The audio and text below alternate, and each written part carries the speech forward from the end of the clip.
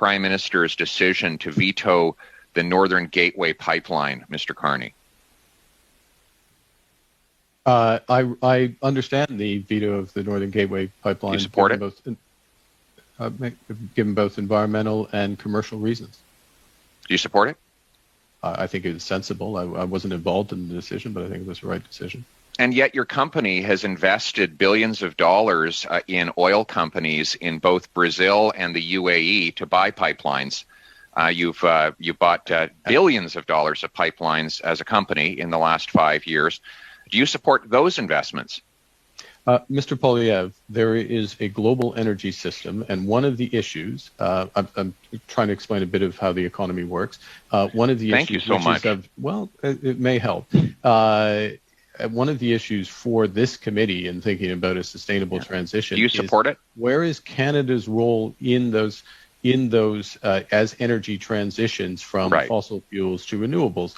And in different jurisdictions, into different geography, it matters. It matters, and this is a fundamental point. Yeah. No, I'm sorry. This is a fundamental. You're finally getting to a point. You've exceeded that the is time. relevant to this committee's inquiry. What you're saying is you oppose pipelines in Canada, but you support them in the UAE and in Brazil. That's what you've actually said. There are specific. That's your double standard.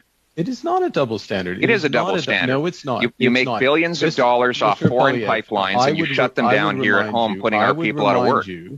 That you are a representative of the Canadian people, and one of your responsibilities, including at this committee, is to fight for Canadian jobs, and not foreign jobs like you. Exactly, to fight for Canadian jobs, and the types of Canadian jobs that are durable and are going to move forward. Right. I grew up in Alberta. I know the innovative nature of that. Well, go try to give that answer back in Alberta, because I grew up there too, and I can tell you the people.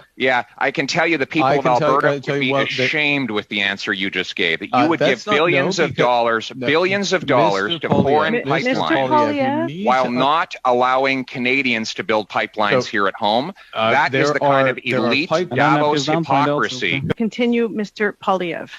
Thank you, Mr. CARNEY. You've just said you support your leader's decision to kill a Western Canadian pipeline that ships the most ethical product in the world. Yet you also support your company's decision to invest billions of dollars in foreign pipelines in Brazil and in the UAE. It's clear that this is not about the environment.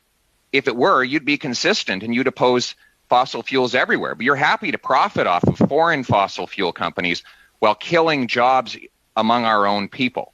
How do you address that flagrant hypocrisy? It smacks of the Davos elite at its worst. Okay. First thing, absolutely, I support Canadian jobs, and I support Canadian jobs today and tomorrow. And in order to have those jobs tomorrow, what we need and what this committee can contribute is an energy transition. The Canadian fossil fuels, Canadian companies will play an essential role. Brookfield itself is heavily invested in Canada, including in energy infrastructure for fossil fuels. But it's also, and we connect collectively as Canadians, and we look to our parliament to support this, need to be putting in place the energies and industries of the future. That means carbon capture and storage. That means blue hydrogen.